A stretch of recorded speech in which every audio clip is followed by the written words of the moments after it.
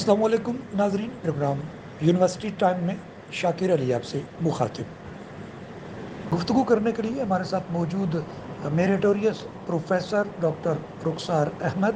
آپ متعدد کتابوں کے مصنف ہیں اور اس وقت آپ ترکی کے شہر استنبول میں موجود ہیں اپنے کتاب کے سلسلے میں، اور ہمیں اس وقت جوائن کیا ہے اسلام آباد سے chairman Higher Education Commission professor doctor Mukhtar Ahmed نے. بہت بہت شکریہ معززین کا. اور ڈاکٹر رخسار احمد صاحب، ہم آپ کی جانب آئیں گے. یہ بتائیے کہ اس وقت آپ ترکی کے شہر استنبول میں موجود ہیں اپنے کتاب کے سلسلے میں، ہم چاہیں گے اس پر ذرا روشنی ڈالیے. بسم اللہ الرحمن الرحیم. شاکر صاحب، آپ کا بہت بہت شکریہ کہ آپ نے مجھے اس پروگرام میں انوائٹ کیا، اور میں آپ کے پلیٹ فارم سے پروفیسر ڈاکٹر مختار احمد صاحب، چیئرمین ہائر ایجوکیشن کمیشن اسلام آباد، میں ان کا بھی شکریہ ادا کرتا ہوں کہ انہوں نے اپنی مصروفیت میں سے ٹائم نکالا. شاکر صاحب، جو آپ کا سوال ہے کہ استنبول میں ترکی میں جو میری مصروفیت کے حوالے سے، تو یہاں پر ایک فاؤنڈیشن ہے، foundation of Islamic finance, worldwide foundation ہے. اس کی 12th کانفرنس یہاں استنبول میں منعقد ہوئی ہے، اور اس کو 3 یونیورسٹیز جو ہیں وہ مل کر کولابریشن کے ساتھ انہوں نے اس کو یہاں پر یہ کانفرنس کا انعقاد انہوں نے کیا ہے. اسلامک فائنینس پر یہ کانفرنس ہے. اس میں استنبول تجارت یونیورسٹی، جس کو استنبول کامرس یونیورسٹی بھی کہتے ہیں، اور زیم سبھاتین یونیورسٹی ہے، اور ملیشیا کی سنوے یونیورسٹی. تو ان تینوں یونیورسٹی نے کولابریشن کے ساتھ یہ کانفرنس جو ہے آرگنائز کی ہے. اس میں میری کتاب ہے اسلامک فائنینس اینڈ لا. یہ میری 18ویں کتاب ہے. تو یہ اس کو میں نے لانچنگ بھی کرنی تھی، اور مجھے چونکہ انوائٹ کیا گیا تھا اسی بک کے حوالے سے، اسلامک فائنینس اینڈ لا یہ بک کا ٹائٹل ہے. اس بک کے حوالے سے مجھے انوائٹ کیا گیا تھا کہ میں آؤں اور یہاں آ کے میں اپنی بک پریزنٹ کروں. تو میں نے یہاں پر بک پریزنٹ کی، اس کی چیپٹر ایک پریزنٹ کیا، اور ساتھ ساتھ بک کی لانچنگ میں جو استنبول تجارت یونیورسٹی کے جو پریزیڈنٹ ہیں وہ اس میں شامل تھے. انہوں نے اس کتاب کے بارے میں اپنا اظہار خیال کیا.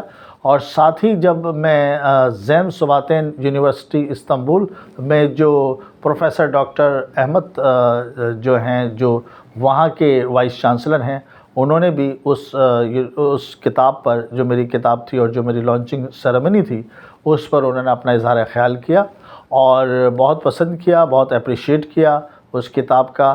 اس کانفرنس میں جتنے بھی لوگ تھے جنہوں نے پارٹیسپیٹ کیا تھا، ان سب نے باری باری آ کر اس کتاب کے بارے میں اپنا اپنا اظہار خیال کیا. تو یہ میرے لیے بڑی خوشی کی بات ہے، اور پاکستان کے لیے بھی یہ ایک فخر کی بات ہے کہ ایک ایسی کتاب پاکستان کی استنبول ترکی میں جو ہے وہ لانچ ہوئی، اور جس کا ٹاپک اسلامک فائنینس اینڈ لا تھا. تو بس یہی تھا. بہت بہت شکریہ پروفیسر ڈاکٹر رخسار احمد صاحب. آپ اپنے پروگرام کے حوالے سے اور استنبول کے حوالے سے اور اپنی کتاب کے حوالے سے بتا رہے تھے. ہمارے ساتھ یہاں پر موجود پروفیسر ڈاکٹر مختار احمد صاحب، بہت شکریہ سر، آپ نے ہمیں وقت دیا اسلام آباد سے. سر، ہم یہ چاہیں گے کچھ آپ اپنی تعلیم کے بارے میں اور اپنے ایک تعلیمی ایک سلسلہ، ایک سفر ہے، اس کے بارے میں ہمیں آگاہی دیجیے. بسم اللہ الرحمن الرحیم. بہت شکریہ شاکر صاحب آپ کا بھی، اور ڈاکٹر پروفیسر صاحب جو رخسار صاحب ہیں، تو آپ کا بھی شکریہ sir. And I know your work, ماشاء اللہ you have done good job.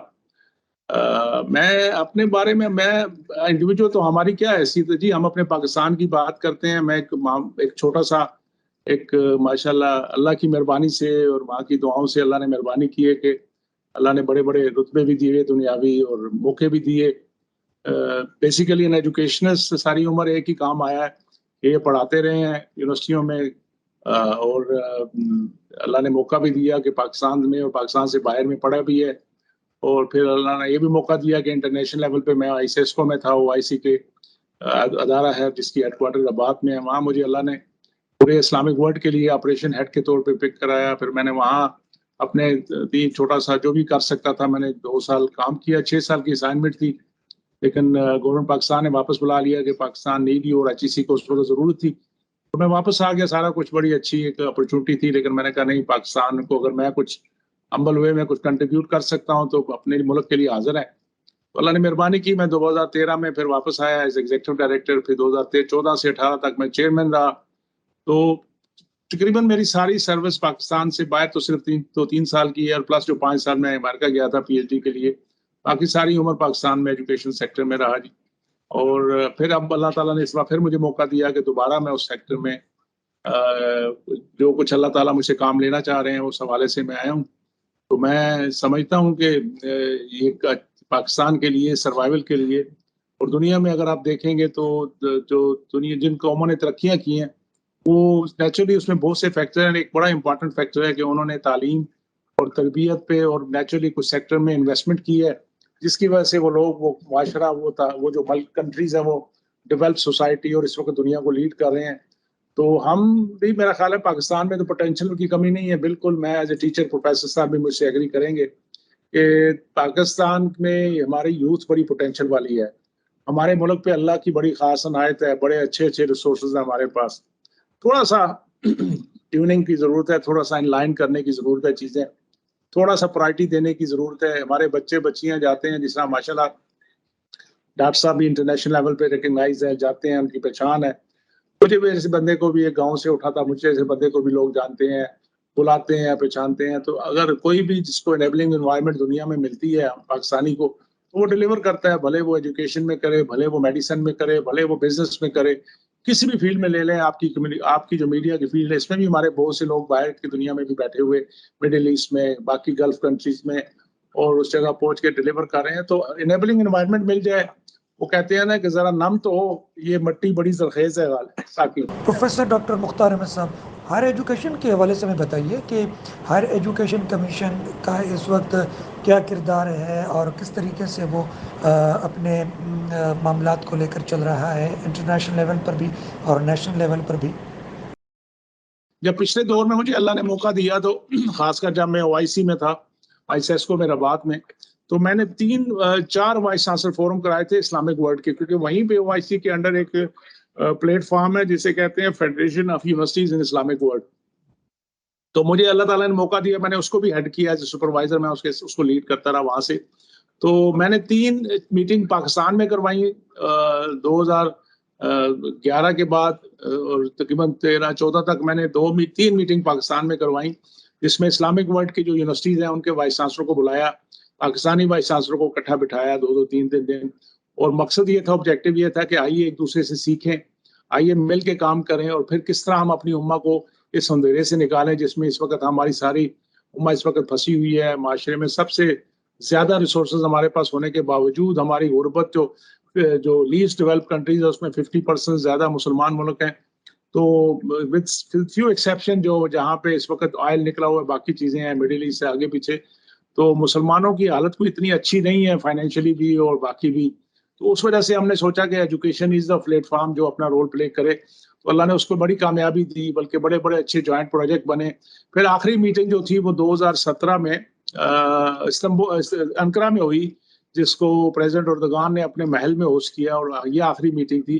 اس کے بعد پھر میری ٹرم ختم ہوگی یہاں سے, اور پھر اب اللہ نے موقع دیا تو میں نے سب سے پہلا پھر گورنمنٹ سے ریکویسٹ کی کہ ہم وہی فورم کو دوبارہ ایکٹیویٹ کراتے ہیں. اور پھر اس وقت ہمارا آبجیکٹو یہ ہے کہ اس میٹنگ میں تو پہلی میٹنگ ہوگی اتنے عرصے کے بعد, تو ذرا ریکنیکٹ کرتے ہیں لوگوں کو.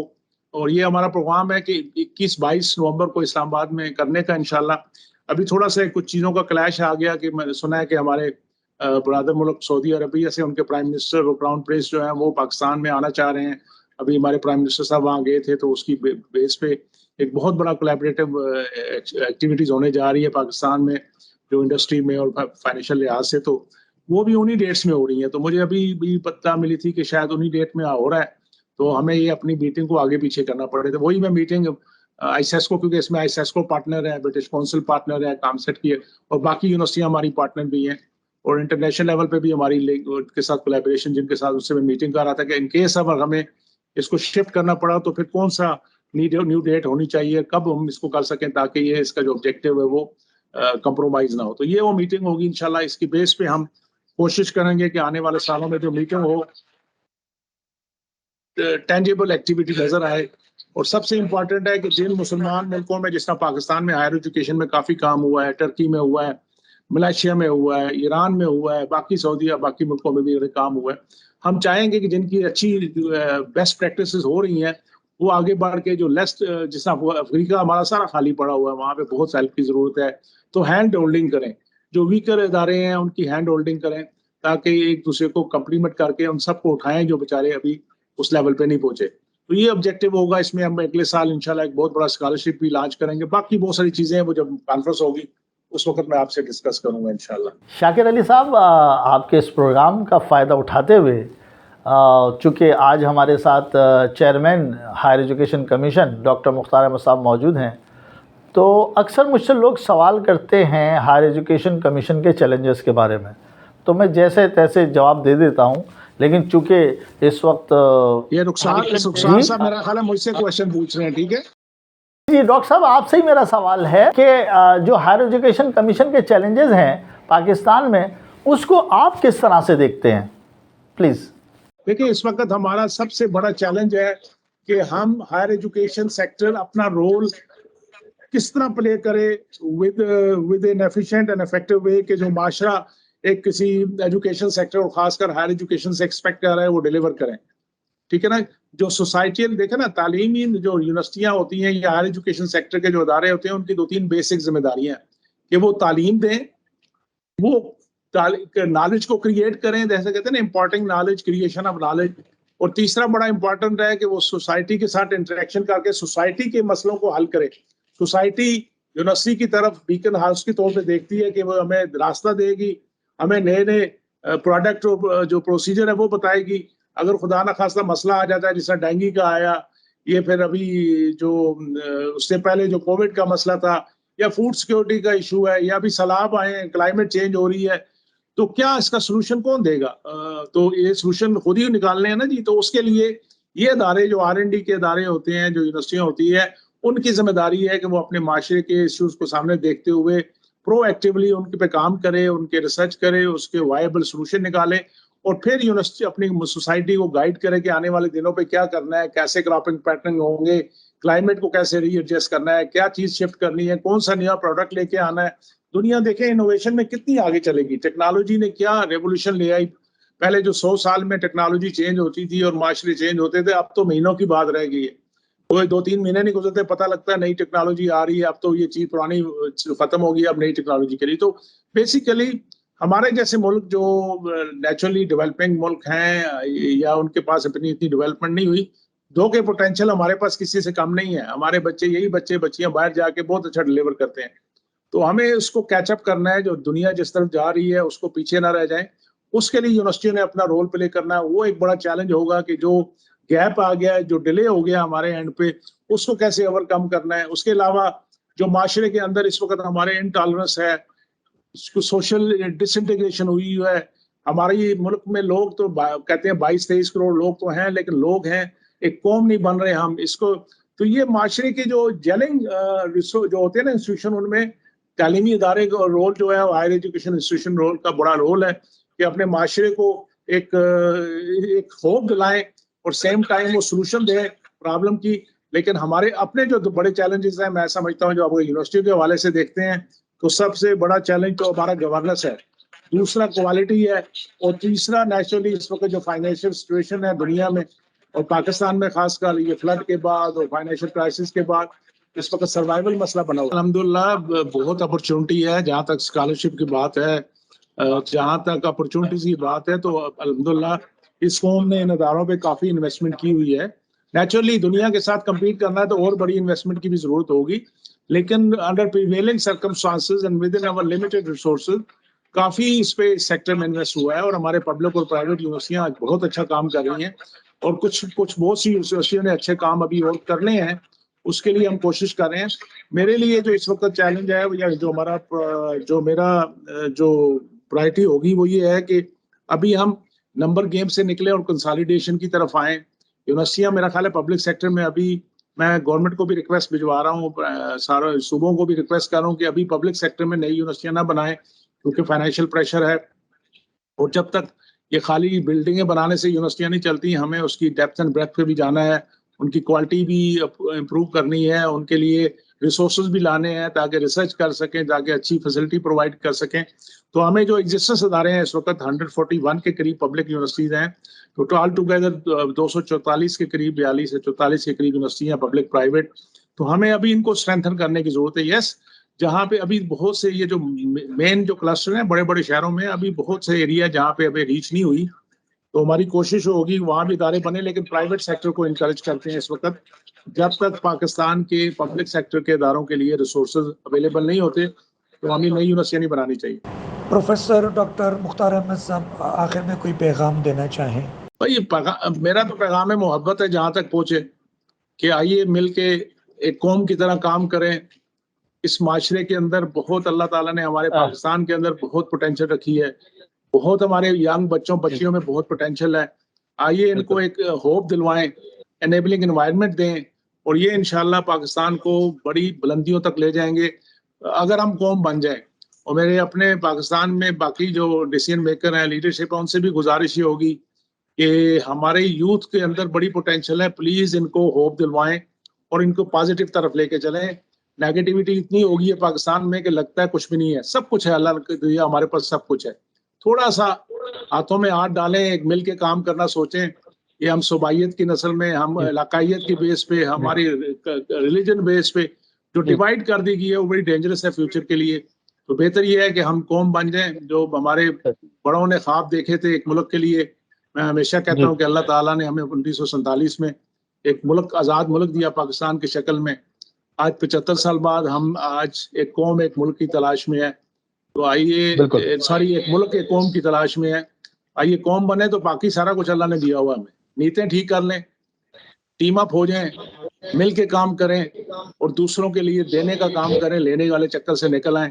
پاکستان کے لیے اور معاشرے کے لیے کچھ کریں. انشاءاللہ دنیا میں ہم بہترین ملک ہیں, اس سے بہتر ہوں گے, اور ہونے کا حق بھی ہے اور ہونا بھی چاہیے انشاءاللہ. پروفیسر ڈاکٹر رخسار احمد صاحب, آپ کوئی پیغام دینا چاہیں؟ جی شاکر صاحب پیغام تو ماشاءاللہ ڈاکٹر صاحب نے بہت عمدہ پیغام دے دیا ہے, اور اب اس پیغام کے بعد کسی پیغام کی ضرورت رہتی نہیں ہے.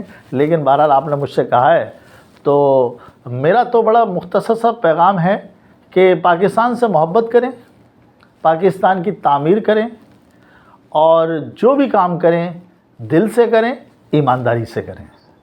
Professor doctor Mukhtar Ahmed, chairman Higher Education Commission, آپ کا سر بے حد شکریہ, آپ نے ہمیں وقت دیا اور ہمیں جوائن کیا. استنبول سے میریٹوریس پروفیسر ڈاکٹر رخسار احمد صاحب نے, سر آپ کا بھی بے حد شکریہ, آپ نے ہمیں وقت دیا.